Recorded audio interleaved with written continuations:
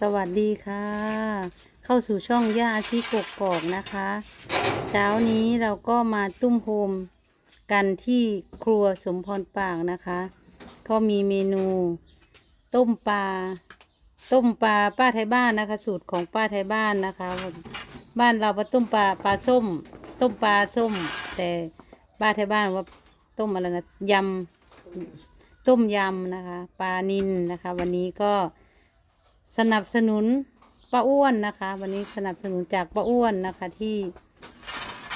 สนับสนุนมานะคะต้มปลานิลแซ่บสุดแซ่บกันนะคะเลี้ยงทีม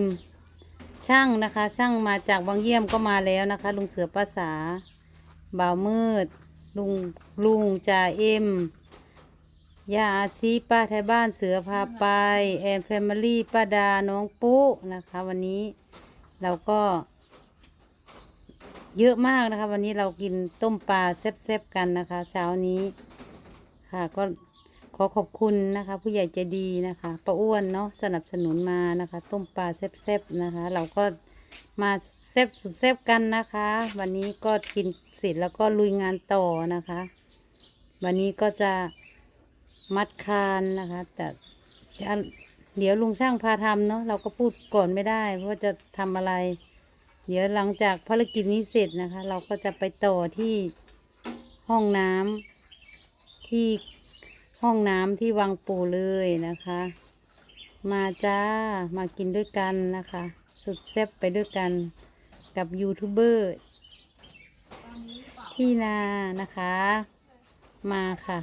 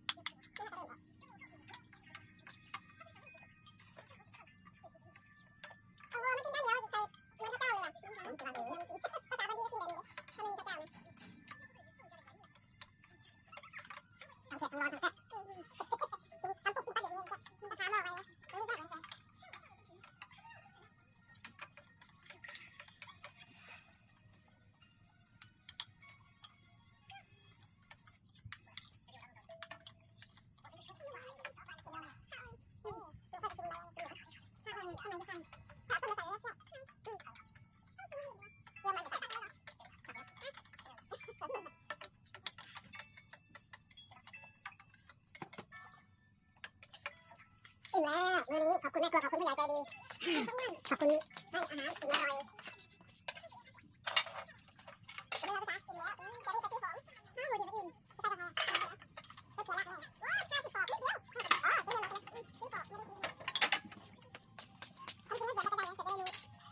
จะซื้อมาผิดขอบคุณทุกท่านที่รับชมคลิปให้กำลังใจโอ้18แล้ว